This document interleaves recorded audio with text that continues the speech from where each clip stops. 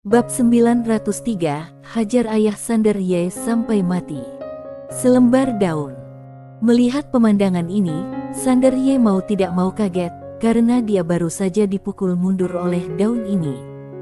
Apalagi daun ini juga menghancurkan pedang jiwanya.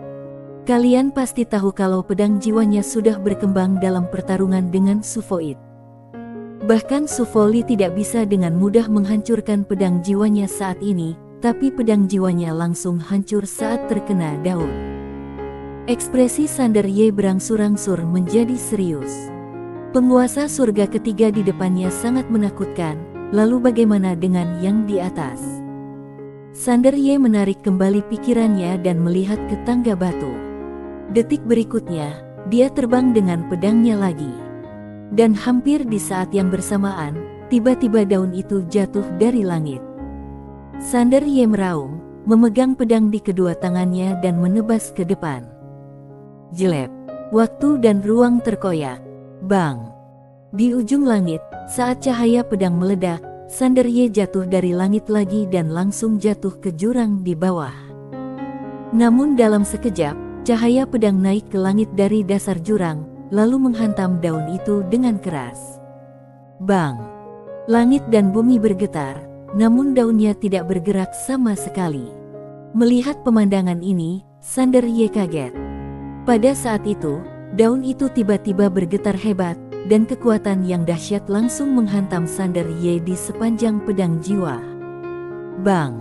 Sander Ye mundur ribuan kaki berturut-turut. Begitu dia berhenti, dadanya terbelah dan darah muncrat. Saat ini, daun itu tiba-tiba menghilang di tempat asalnya. Pupil Sander Ye tiba-tiba menyusut dan dia menebas dengan pedangnya. Waktu satu dunia. Dengan keluarnya pedang ini, dunia tiba-tiba menjadi ilusi, dan ketika daun itu sampai ke Sander Ye, daun itu berubah menjadi daun mati, dan kemudian perlahan menghilang bersama angin. Hah! Pada saat ini, suara terkejut tiba-tiba datang dari aula, dan detik berikutnya, ada seorang sarjana Konfusianisme di depan Sander Ye. Sarjana Konfusianisme itu mengenakan jubah bersih, mahkota dan ikat pinggang, serta rambutnya agak putih di bagian pelipis. Biarpun dia sudah tua, dia sangat energi dan memiliki semangat yang luar biasa. Konfusianisme itu menatap Sander Ye, sedikit terkejut. Jalan waktu. Bagaimana kamu bisa menguasai jalan Tao seperti itu di usia yang begitu muda? Sander Ye menenangkan diri lalu menangkupkan tangannya. Junior memberi salam pada senior. Sarjana Konfusianisme memandang Sander Ye, kemudian berkata, "Bisakah kamu membantu aku memperjelas keraguan aku?" Sander Ye berkata, "Kompres ruang dan waktu." Konfusianisme itu menggelengkan kepalanya, "Tidak mungkin. Mengompresi waktu dan ruang hanya bisa memperoleh kekuatan waktu, tetapi tidak akan memiliki efek yang sama seperti kamu. Satu pedang bisa membuat waktu berlalu puluhan juta kali lebih cepat." Sander Ye ragu-ragu untuk berbicara. Konfusianisme itu tersenyum dan berkata, "Kalau kamu merasa tidak nyaman, jangan katakan apapun." Sander Ye tersenyum dan berkata, "Tidak ada ketidaknyamanan, aku akan mengantar senior ke suatu tempat. Saat kita sampai di tempat itu, senior akan tahu segalanya." Setelah itu, dia memimpin Konfusianisme langsung ke menara kecil.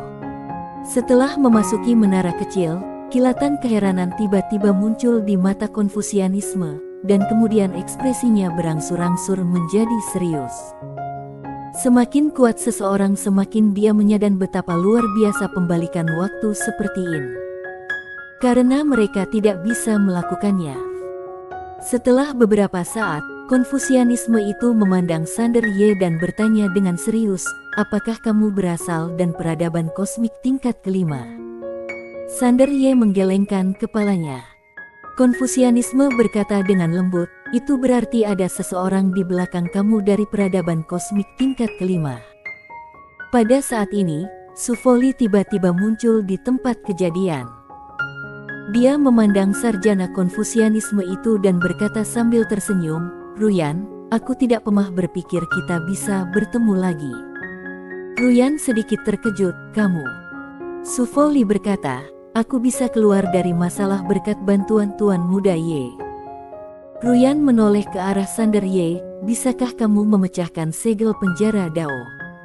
Sander Ye mengangguk. Ruyan langsung berkata, berapa harganya? Sander Ye berkata, tidak ada harga. Ruyan tersenyum dan berkata, maksudku, kalau aku meminta bantuan Tuan Muda Ye, apa yang harus aku bayar? Sander Ye tidak mengharapkan harga ini, dan segera berkata sambil tersenyum, sama seperti senior Li dan yang lainnya, ikuti aku selama 100 tahun, kamu berjuang untuk aku dalam 100 tahun ini. Ruyan berpikir sejenak lalu berkata, siapa yang harus dipukul? Sander Ye berkata, aliansi jalan jahat. Ruyan tiba-tiba terkejut, itu merekal. Sander Ye berkata, senior juga tahu tentang mereka. Ruyan mengangguk sedikit, siapa yang tidak tahu tentang aliansi jalan jahat? Mereka diam-diam memanipulasi jalan jahat saat itu, membalikkan kebaikan dan kejahatan, dan menamakan diri mereka penjaga ketertiban. Anak muda, aku sedikit penasaran, kenapa kamu pergi melawan mereka? Sander V sempat bercerita tentang keluhannya terhadap aliansi jalan jahat, dan juga menyebut nama Kak Maura. Setelah mendengarkan kata-kata Sander Ye, Ruyan berkata dengan lembut, menekan alam semesta jutaan kali, kekuatan ini sangat menakutkan. Su Foli juga sedikit mengangguk, memang. Ketika keduanya berada di puncaknya, mereka berdua adalah penguasa terbaik di suatu zaman.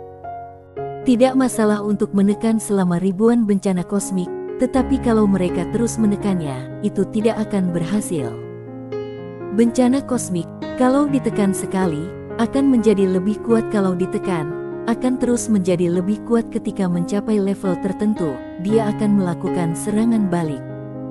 Dan dewa nyata ini sudah lama menindas dan masih belum mendapat serangan balik, yang menunjukkan terornya. Ruyan memandang Sander Ye, kalau kamu benar-benar bisa membantuku keluar dari tempat ini, aku akan membantumu selama 100 tahun. Sander Ye merasa senang dan buru-buru berkata, oke. Setelah itu, dia membawa Ruyan langsung keluar. Begitu mereka keluar, segel penjara Dao muncul di atas mereka pada waktu yang tidak diketahui. Rupanya, itu karena Konfusianisme memasuki menara kecil, tetapi mereka tidak tahu kenapa mereka tidak mengambil tindakan. Sander Ye melirik segel penjara Dao, dan saat dia mengeluarkan pedang King Xuan, segel penjara Dao tiba-tiba bergetar hebat, lalu berubah menjadi seberkas cahaya dan menghilang di ujung langit. Melihat adegan ini, ekspresi Sander Ye membeku. Tao. Ruyan menatap Sander Ye dalam-dalam. Apakah pria ini bersekongkol dengan jalan? Lan. Sander Ye tiba-tiba tersenyum dan berkata, senior, kamu bebas. Ruyan segera membungkuk dalam-dalam dan berkata, tidak ada yang bisa aku lakukan sebagai balasannya, beritahu saja, aku tidak berani untuk tidak patuh. Sander Ye bertanya dengan rasa ingin tahu, senior, kekuatanmu saat ini hanya beberapa persen dari kekuatan puncakmu. Ruyan berkata, sekitar 30%. 30%. Sander Ye berkata dengan suara yang dalam, senior, biarpun kekuatanmu hanya sekitar 30% dari puncakmu, kenapa kamu jauh lebih kuat dari rata-rata ranah Kai Tao? Ruyan tersenyum dan berkata, aku tidak bisa memberikan jawaban pasti untuk ini. Aku hanya bisa mengatakan bahwa ini ada hubungannya dengan latihan dan pengalaman pribadi, yang semuanya mempengaruhi efektivitas pertempuran. Sander Ye tersenyum dan berkata, aku pikir ada perbedaan di ranah Kai Tao. Ruyan menggelengkan kepalanya, itu tidak benar. Namun, orang-orang di era di luar suka membagi kekuatan ranah Kai Tao dengan naik surga 9. Ini sebenarnya bukan tidak mungkin. Semakin tinggi levelnya, semakin kuat pula kekuatannya. Sander Ye sedikit penasaran, dalam tahun-tahun ini, pernahkah senior bertemu seseorang yang sangat kuat? Ruyan mengangguk, aku pernah bertemu mereka, dan di antaranya adalah aliansi jalan jahat. Sander Ye. Ruyan berkata, apakah kamu masih mau naik? Sander Ye mengangguk. Ruyan menggelengkan kepalanya, orang yang berada di surga keempat sulit untuk diajak berteman. Biarpun kekuatanmu bagus, tapi dibandingkan dengan dia, jauh lebih rendah. Kamu mungkin akan mempertaruhkan nyawamu kalau naik ke sana. Sander Ye berkata, bagaimana kalau aku membantunya keluar dari masalah? Ruyan menggelengkan kepalanya lagi, tidak bisa. Sander Ye tiba-tiba bingung. Ruyan menjelaskan, kami ingin keluar, tetapi yang ada di surga keempat berbeda. Dia dipenjara di sini atas inisiatif sendiri. Oleh karena itu, kalau kamu ingin menyelamatkannya, itu sama sekali tidak mungkin. Sander Ye tiba-tiba sedikit terkejut, apakah dia dipenjara di sini sendiri? Ruyan mengangguk, ya. Sander Ye bertanya, kenapa? Ruyan menggelengkan kepalanya, aku tidak tahu. Karena dia sudah ada di sini ketika aku datang, dan dia tidak suka berkomunikasi dengan orang lain. Oleh setelah itu, biarpun kami bertetangga, kami tidak pernah berkomunikasi. Sebaliknya, kultivator pedang Li adalah orang yang baik. Orang yang bisa diajak berteman. Setelah Sander Ye terdiam beberapa saat, dia berkata, bisakah aku langsung melewati level keempat dan naik ke level kelima? Ruyan menggelengkan kepalanya lagi, tidak, peraturan di sini adalah naik satu tingkat ke tingkat yang lain. Terlebih lagi, teman kecil, kamu harus berhati-hati dalam tindakanmu di masa depan. Menara kecil di tubuhmu adalah harta kelas 1 di dunia. Kalau kamu membiarkan beberapa orang jahat melihatnya, itu akan membawa bencana. Sander Ye mengangguk, junior mengerti. Dia membiarkan Ruyan memasuki menara kecil, jadi dia secara alami percaya diri. Lagi pula, ada begitu banyak orang di menara itu, dan mereka semua sangat kuat. Dia tidak akan mudah mempercayai orang lain kecuali dia memiliki kekuatan untuk membunuh mereka. Sander Ye memulihkan pikirannya dan kemudian berkata, senior, tolong beri aku nasihat. Karena tidak bisa pergi ke surga keempat untuk saat ini, mari berlatih keras dengan senior Ruyan ini dulu. Dia belum puas bermain dengannya sebelumnya. Ruyan tersenyum dan berkata, apakah kamu ingin aku menjadi kejam atau secukupnya saja? Sander Ye berpikir sejenak lalu berkata, bersikaplah kejam. Ruyan mengangguk, oke, ayo mulai. Sander Ye hendak mengangguk, tetapi pada saat ini, Ruyan tiba-tiba meninju. Bang! Sander Ye tertangkap basah dan langsung terkena pukulan tersebut dan terpental ribuan kaki jauhnya. Begitu dia berhenti, seteguk darah muncrat dari mulutnya, dan organ dalamnya terasa seperti terbalik, dan dia merasa sangat tidak nyaman. Sander Ye menyeka darah dari sudut mulutnya, lalu menatap Ruyan, senior, kamu melakukan serangan diam-diam. Ruyan berkata dengan serius, bagaimana seorang sarjana bisa dianggap sebagai penyerang diam-diam? Ini disebut prajurit yang tidak pernah bosan dengan tipu daya. Sander Ye mati rasa. Kalain para cendekiawan memang pandai bicara. Sander Ye sekali lagi berubah menjadi cahaya pedang dan menghilang. Di kejauhan, Ruyan tiba-tiba menunjuk ke depan. Saat jarinya jatuh, setetes tinta tiba-tiba muncul dari ujung jarinya. Pada saat ini, pedang Sander Ye datang dan mengenai tetesan tinta. Pedang jiwa bergetar hebat, kemudian seluruh pedang jiwa bergetar hebat dan kemudian meledak. Ruyan hendak mengambil tindakan lagi ketika tiba-tiba, sebuah pedang muncul di belakangnya tanpa peringatan apapun. Kilatan kejutan muncul di mata Ruyan, dan dia berbalik dan menunjuk. Namun, saat dia berbalik, pedang lain diam-diam muncul di belakang kepalanya.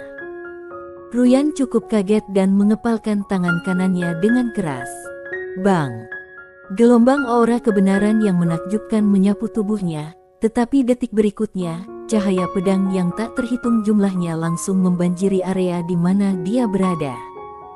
Pada saat yang sama, Sanderye tiba-tiba melompat dan tiba-tiba menghunus pedangnya dan menebas. Bang! Aura kebenaran yang menakjubkan meledak secara langsung, dan Ruyan mundur beberapa ratus kaki jauhnya.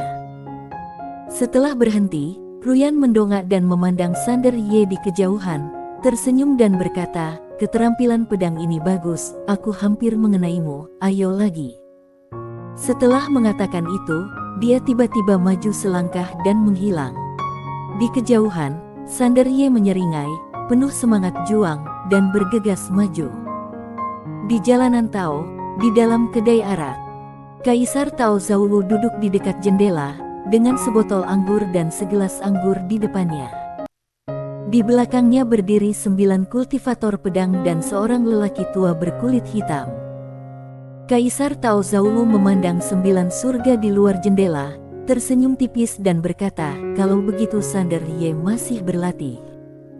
Pria tua berbaju hitam itu mengangguk, "Ya." Kaisar Tao Zhouwu mengambil gelas anggur dan menyesapnya, lalu berkata, "Apakah kamu sudah mengetahui keberadaan ayahnya?" Lelaki tua berbaju hitam itu menggelengkan kepalanya, "Tidak." Orang ini muncul sekalihan itu, tapi kemudian tiba-tiba menghilang tanpa alasan yang jelas. Sepertinya dia tidak mau berhadapan dengan aliansi jalan jahat. Kaisar Tao Zhouwu terkekeh dan berkata, "Tidak perlu melanjutkan pemeriksaan." Orang tua berbaju hitam itu sedikit bingung, "Kenapa?" Kaisar Tao Zhouwu tersenyum dan berkata, "Kalau kamu mengalahkan putramu, dia pasti akan keluar." Setelah mengatakan itu, dia menoleh untuk melihat keluar jendela dan sedikit mengangkat sudut mulutnya. "Kuharap dia benar-benar berada di atas ranah Kaitao, kalau tidak, itu akan terlalu membosankan. Lagi pula, tidak ada kesenangan dalam membunuh yang lemah, dan kalau akan lebih menyenangkan kalau kamu memukulku ayah sampai mati dengan tanganmu sendiri di depan anak Kenfa, haha." Bersambung. Bab 904, 8 Buddha Rahasia. Di belakang Kaisar Tao Zhouwu, 9 kultivator pedang berdiri diam tanpa berbicara. Orang tua berbaju hitam dengan hormat menuangkan segelas anggur untuk Kaisar Tao Zhouwu, dan kemudian berkata dengan hormat, "Kaisar Tao, baik ayahnya Sanderye maupun dewa pedang wanita bergaun polos di belakangnya, tidak layak atas tindakan kamu. Selama kamu memberi perintah, kami akan mengambil kepala mereka." Kaisar Tao Zhouwu mengambil gelas anggur dan meminumnya sekaligus, lalu berkata sambil tersenyum, "Tetua, bukanlah kebiasaan yang baik untuk meremehkan musuh.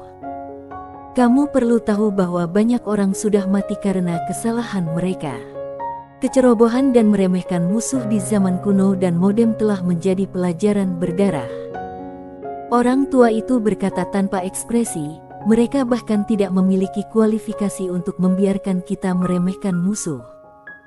Kaisar Tao Zhouwu tertawa, "Setelah bertahun-tahun, kamu masih sangat gila, tapi aku menyukainya." Penatua itu membungkuk sedikit, dengan hormat dan rendah hati. Rasa hormat dan kerendahan hatinya hanya untuk orang di hadapannya. Pada saat itu, sebuah bayangan tiba-tiba muncul di dalam kedai.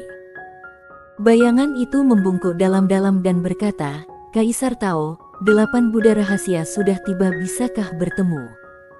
Kaisar Tao Zhouwu berkata dengan tenang, "Panggil." Bayangan itu mundur. Segera, 8 biksu berjalan masuk perlahani. Kedelapan biksu ini semuanya mengenakan jubah hitam, topi biksu, memegang manik-manik tulang putih, dan dalam hati membacakan kitab suci kuno yang tidak diketahui. Beku terkemuka memegang tengkorak putih di tangan kirinya dan palu tulang putih di tangan kanannya. Dia mengambil 2 langkah dan memukulnya. Ketika mereka sampai di Kaisar Tao Zhouwu, ke-8 biksu itu berhenti serentak, lalu membungkuk dalam-dalam kepada Kaisar Tao Zhouwu, "Salam Kaisar Tao." Kaisar Tao Zhouwu tersenyum dan berkata, "Aku pikir kalian tidak akan datang." Biksu terkemuka membungkuk sedikit dan berkata, "Alasan kenapa kuil Anifo mampu bertahan dari kesengsaraan api langit saat itu adalah semua berkat Kaisar Tao. Hari ini, Kaisar Tao membutuhkan, bagaimana mungkin kami kuil Anfo tidak datang?" Kaisar Tao Zhouwu memandang biksu terkemuka, lalu tersenyum dan berkata, "Biksu kegelapan, selamat, kamu sudah mencapai ranah Kai Tao." Biksu kegelapan itu membungkuk sedikit dan berkata dengan hormat, "Terima kasih kepada Kaisar Tao atas bimbinganmu hari itu." Kaisar Tao Zhouwu tersenyum lalu berkata, "Aku meminta kalian datang kali ini karena aku juga ingin kalian melihat momen terindah aku." Seolah memikirkan sesuatu, mata biksu kegelapan tiba-tiba menyusut, dan dia segera membungkuk dalam-dalam dan berkata dengan suara gemetar, "Kami sangat beruntung." Kaisar Tao Zhouwu tertawa, mengangkat gelasnya dan meminumnya dalam sekali teguk. Tetua di samping menuangkan anggur dengan hormat. Pada saat ini, seorang wanita montok dan cantik tiba-tiba masuk ke dalam kedai. Orang yang datang tidak lain adalah Sinta Tianwu. Ketika dia melihat 8 master ranah Kai Tao di ruangan itu, mata Sinta Tianwu tiba-tiba menyusut, hatinya bergulung seperti gelombang takut. Wanita montok dan cantik itu menahan keterkejutan di hatinya, berpura-pura tenang, berjalan perlahan menuju Kaisar Tao Zhouwu, dan membungkuk dalam-dalam. Kaisar Tao, klan Li, klan Wurma, dan klan Tianwu, semuanya setuju untuk datang bantu. Sedangkan untuk klan Jimo, mereka belum memberi jawaban yang jelas. "Aku tidak pernah berhubungan dengan suku lain." Kaisar Tao Zhouwu tersenyum dan berkata, "Ku koreksi kamu, bukan datang untuk membantu. Aku meminta kalian datang karena aku ingin kalian menyaksikan sejarah." Wanita gemuk dan cantik itu terkejut sesaat, bingung apa yang dia maksud, tapi tak lama kemudian dia sepertinya memahami sesuatu. Pupil matanya langsung menyusut menjadi jarum, dan dia membungkuk dalam-dalam, merasa gembira di dalam hatinya. Untung. Astaga. Untung besar. Klan Tianfu akan lepas Landael. Tetua di samping tiba-tiba berkata, "Kaisar Tao, kapan kita akan Kaisar Tao Zhouwu tersenyum tipis, "Jangan khawatir, 4 yang Maha Kudus dan beberapa teman lama belum datang." Orang tua itu menoleh dan melirik ke arah tugu naik surga yang berdiri di antara langit dan bumi. Sander Ye masih berlatih. Kaisar Tao Zhouwu berkata sambil tersenyum, "Bahkan dia melompat-lompat, dia tidak lebih dari badut." Di surga ketiga, di pagoda kecil, 5 tahun sudah berlalu. Dalam 5 tahun terakhir, Sander Ye sudah melawan Ruyan dan Su Fo Li setiap hari, dan kekuatan tempuhnya meningkat beberapa kali lipat. Beberapa skill pedangnya jauh lebih kuat dan sebelumnya. Dia sekarang menggunakan seluruh kekuatannya untuk menggunakan pedang Kingsuan untuk membunuh 1,5 juta tahun dengan satu pedang. Dapat dikatakan bahwa di bawah ranah Kai Tao, dia pada dasarnya tidak terkalahkan. Dan bahkan Master Ranah Kai Tao Blesa tidak tahan dengan keterampilan pedangnya, karena dia sekarang bisa menggunakan selusin pedang sesuka hati. Kalau digabungkan dengan Maya Ao, dia bisa menggunakan lebih banyak lagi, dan kekuatannya bahkan lebih besar. Bahkan Ruyan dan Su Fo Li sangat takut dengan waktu satu dunia miliknya. Selain waktu satu dunia, pedang tunda dan superposisi ruang dan waktu Sander Ye serta jurus menebas langit menghunius pedang sudah ditingkatkan secara signifikan. Terutama pedang tunda, yang lebih cepat, lebih kuat dan sulit dipahami, bahkan Su Fo Li dan Ruyan hampir tidak bisa menahannya. Dan kalau Sander Ye menggantikan pedang Kingsuan, keduanya harus menghindari masalah untuk sementara dan menjauhkan diri. Di ujung langit, Ruyan dan Sander Ye saling berhadapan jauh, dan ruang serta waktu di sekitarnya masih sedikit bergetar. Ruyan tiba-tiba berkata, "Apakah kamu menekan ranah Sendin?" Sander Ye mengangguk. Ruyan sedikit penasaran, "Kenapa kamu harus menekan ranah sendiri?" Sander Ye tersenyum dan berkata, "Aimya akan meluap kalau penuh." Ruyan terkejut sesaat, lalu tersenyum dari berkata, "Oke." Ada sedikit kekaguman di matanya. Pemuda di depannya tidak sombong atau serakah ini sangat jarang. Sander Ye tiba-tiba meletakkan pedang jiwa di tangannya, lalu membungkuk dalam-dalam kepada Ruyan dan berkata dengan tulus, terima kasih atas pelatihan dan bimbinganmu selama ini. Selama periode waktu ini, kalau bukan karena bimbingan tanpa pamrih dari kedua orang tersebut, dia tidak akan bisa berkembang begitu cepat. Ruyan tersenyum dan berkata, kamu tidak harus seperti ini. Sufo dan aku sama-sama sangat dibantu olehmu. Apa yang kami lakukan padamu tiada artinya dibandingkan apa yang kamu lakukan terhadap kami. Kamu sangat sungkan, aku merasa sedikit malu. Sander Ye tersenyum tipis, lalu membuka telapak tangannya, dan buah dao abadi terbang di depan Ruyan. Senior, benda ini bisa membantumu pulih dengan cepat. Setelah itu, dia mengeluarkan 2 kristal abadi lagi dan memberikannya kepada Ruyan.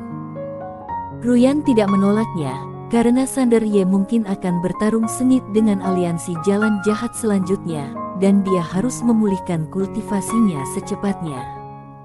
Pada saat ini, catatan transmisi di cincin penyimpanan Sander Ye tiba-tiba bergetar. Seseorang menghubungi.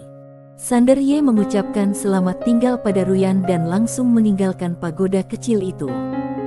Setelah Sander Ye pergi, Sufoli tiba-tiba muncul di samping Ruyan. Dia berbisik, anak kecil ini tidak hanya sangat berbakat dan berpengetahuan luas, tetapi juga pekerja keras dan ulet.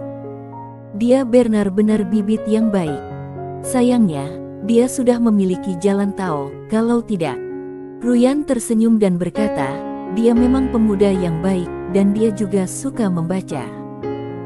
Selama kurun waktu tersebut, Sander Ye tidak hanya berlatih melawannya, tetapi juga meminta nasihatnya tentang banyak aspek ilmu pengetahuan, terutama tentang mengatur negara dan cara mengatur semua makhluk hidup. Daripada berlatih dengan Sander Ye, dia lebih memilih berdiskusi ilmu dengan Sander. Sufoli tiba-tiba berbisik, aku pernah bertemu dengan ketua aula ketiga itu. Omong-omong, ekspresinya berangsur-angsur menjadi serius. Setelah Ruyan terdiam lama, tiba-tiba dia tersenyum dan berkata, kenapa repot-repot? Kalau kamu menerima setetes kebaikan dari seseorang, kamu harus membalasnya dengan 1 air terjun. Kamu dan aku akan melakukan yang terbaik. Sufoli tersenyum dan berkata, ya. Di luar pagoda kecil. Begitu Sander Ye keluar, dia melihat Mola Jimo tampak serius dan berkata, ada kabar buruk. Keempat sambil berbicara, dia menceritakan secara singkat tentang klan Tianwu dan ketua aula. Setelah mendengarkan perkataan Mola Jimo, Sander Ye mengerutkan kening, aula 4 jalan jahat. Mola Jimo mengangguk, ya. Sander Ye mengangguk, berpikir dan diam. Mola Jimo menambahkan, kamu mungkin tidak tahu betapa kuatnya Kaisar Tao Zhouwu. Orang ini pernah menjadi nomor 1 di alam semesta Zhouwu, dikenal sebagai yang tak terkalahkan di dunia. Kekuatannya ada di atas ranah Kai Tao saat itu. Biarpun sekarang, dia terlihat seperti seorang pemuda dan tidak tahu apa ranahnya, tapi dia jelas tidak lemah. Terlebih lagi, dia memiliki beberapa pengikut saat ini.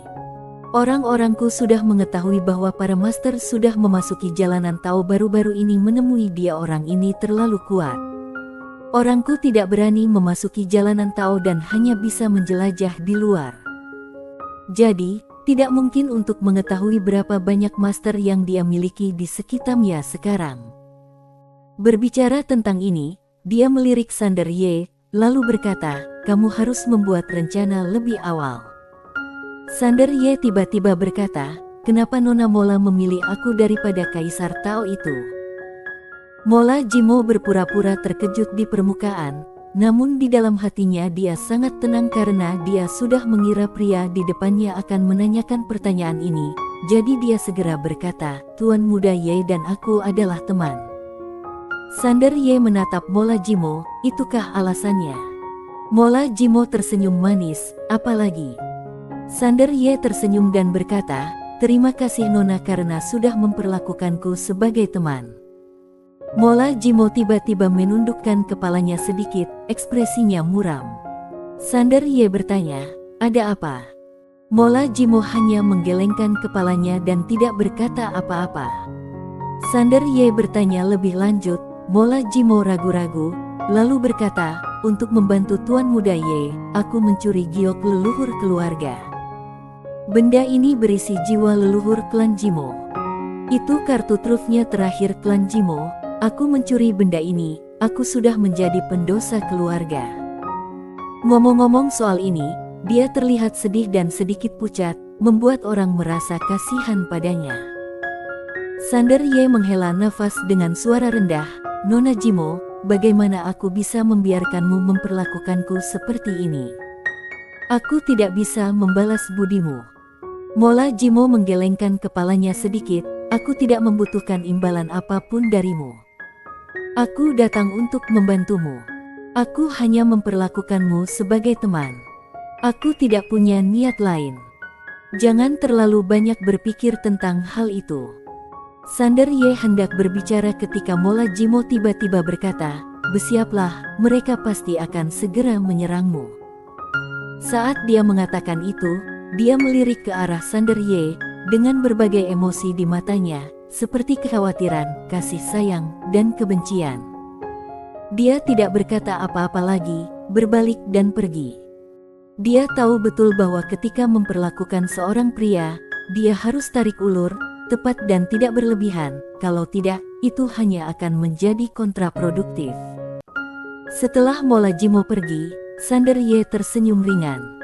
Pagoda kecil tiba-tiba berkata, apakah kamu tidak percaya wanita ini? Sander Ye berkata dengan tenang, bagaimana mengatakannya? Pagoda kecil berkata, intuisi. Sander Ye mengangguk, aku tidak percaya. Pagoda kecil sedikit bingung dan bertanya, kenapa? Sander Ye berkata, pertama, aku membaca banyak buku. Pagoda kecil bertanya-tanya, aku sudah membaca banyak buku, tetapi aku tidak melihat apapun. Sander Ye menambahkan, kedua, aku punya banyak wanita. Setelah terdiam lama, pagoda kecil berkata, buset. Dia tidak ada wanita. Bersambung.